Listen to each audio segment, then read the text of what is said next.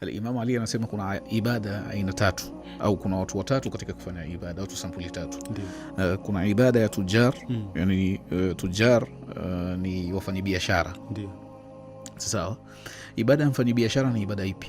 Ni ile ya kwamba mimi nakuabudu Mwenyezi Mungu kwa sharti ya kwamba nikimaliza ibada yangu hii unipatie pepo.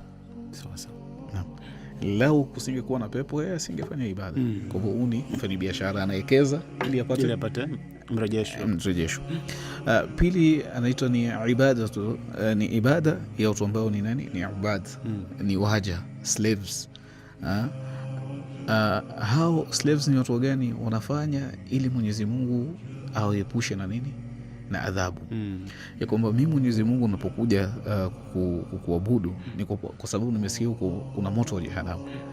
Kwa hivyo unataka uniepushe na moto wa jehanamu, kwa hivyo mimi nakuabudu. Lau angetolewa sehemu hii ya moto nini ya adhabu na nini ya kule akhera, angelisema basi mimi Mwenyezi Mungu sina tena faida ya kuabudu, acha nibaki.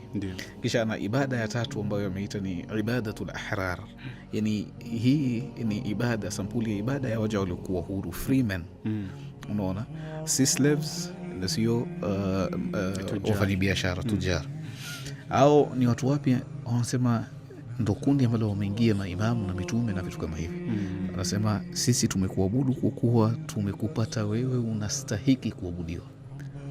Lau hakuna pepo, lau hakuna moto, ni lazima tukuabudu. Tumekupata wewe ndio unastahiki kufanya nini? Kuabudiwa. Ndo hawa watu wanapokuja kujitolea katika maisha yao. Nabii Allah Yahya akikata kichwa chake kimekatwa. Kwa nini? Kwa sababu ya Mwenyezi Mungu. Al-Imam Hussein alayhi salam anapotoka akijua fika ya kwamba wewe unapoelekea kule unakwenda kuuawa. Na Ibn Abbas akimwambia kwamba wewe unapokwenda kule hakuna matokeo mengine. Yani ndio kuisha. Ni kifo tu unachokiendea wewe. Lakini anasema mimi ni lazima nifanye nini? Kwa nini? Kwa kuondoa swala ambalo litabakisha dini ya Mwenyezi Mungu katika